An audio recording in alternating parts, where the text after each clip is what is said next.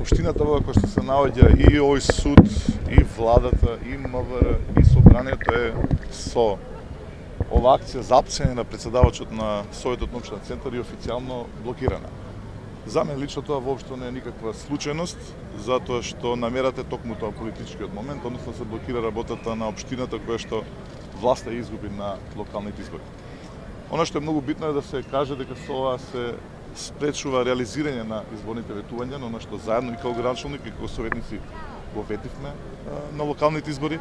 Со ова се спречува не само поништување на дуповите, што е многу битна тема за власта, туку се спречува нормалното функционирање, ако сакате, на општината, затоа што ние имаме на дневен ред ребаланс на буџетот, потоа доаѓа буџетот, значи ние сме буквално блокирани. Како еден детаљ, да ви објаснам дека на наредната седница беше планирано да имаме ребаланс за парното грејење, што значи дека училиштата и градинките во центар ќе останат без парно грејење, затоа што општината центар нема да може да обезбеди простор програмски, односно во буџетот сето тоа да го плати.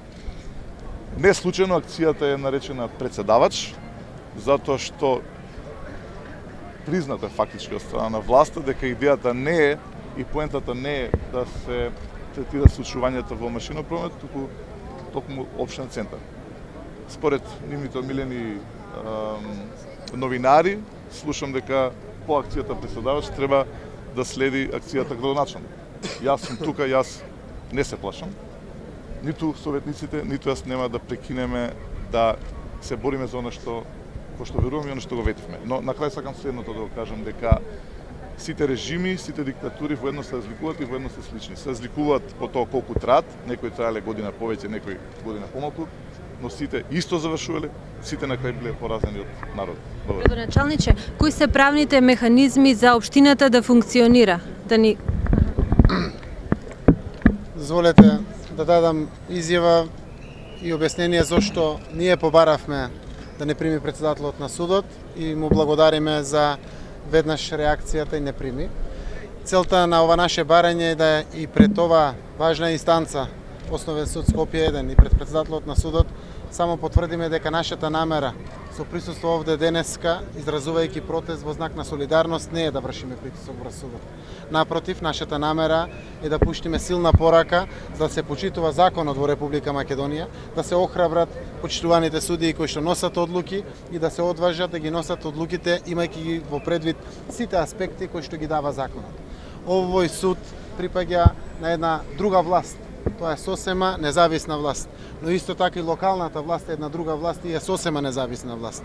Законот реално ги нуди сите аспекти на олеснителни околности да оваа власт ги има во предвид за да може да функционира локалната власт.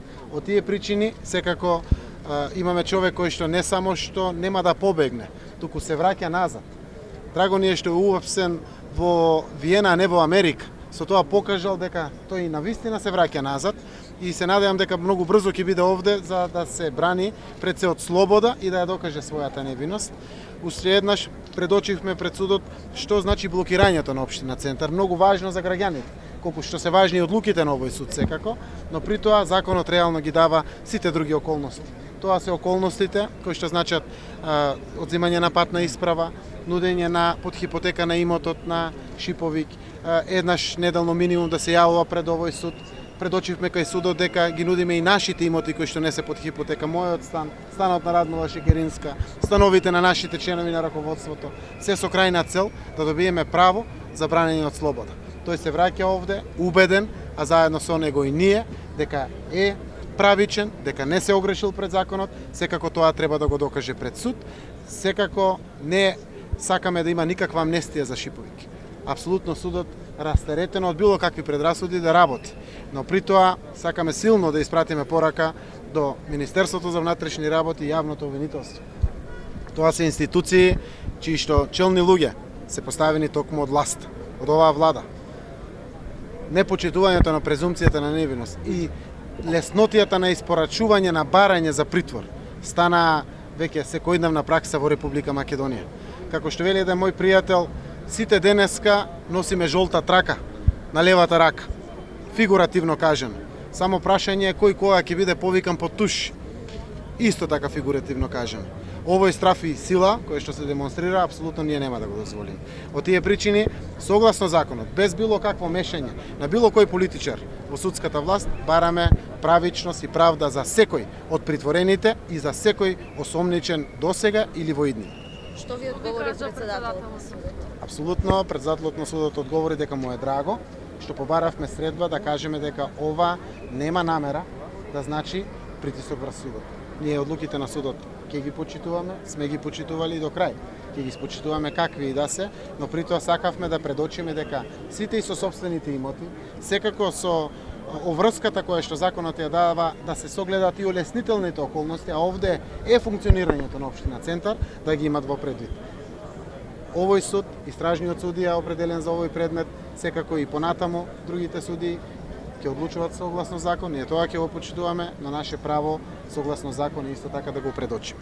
Дали ќе има следни протести, можеби, или како ќе се заврши? Ние се надеваме дека господин Очиповиќ многу брзо ќе биде ослободен од притвор да се брани од слобода и тоа ќе ги искорени сите можности од средни протести. Сакаме да водиме битки со оваа власт на економски прашања. Сакаме да се надпреваруваме со проекти, со идеи. Не сакаме да ова биде во форма на протести, отпори, бойкоти или било што. Сите сакаме да придонесеме ова наша земја, да чекори исправно како сите други соседни земји, како сите европски земји напред, а не да покажуваме мускули, да се собираме на улици или слично. Се надевам дека нема да има причини за наредни протести. Благодарим. Дозволете само Душко да ви даде една изјава од он е паталец во овој случај. Паца понапред само дојде. Понапред. Уште малце, еден секунд. Јас имам искуство кога притвор е казна, а не е правна мерка. Бев 12 дена во притвор. Помина 2 години голгота по судовите, но вистина излезе виделината. Беше невозможно да се спречи. Оваа држава ги казнува сите кои им пречат. Сакам да му порачам на Шиповиќ да издржи. Дека ќе биде ослободен, треба да издржи.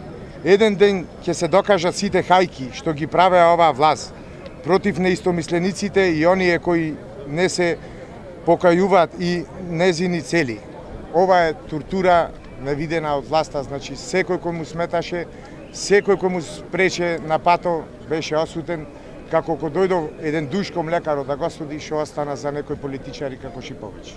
Благодарам. Благодариме.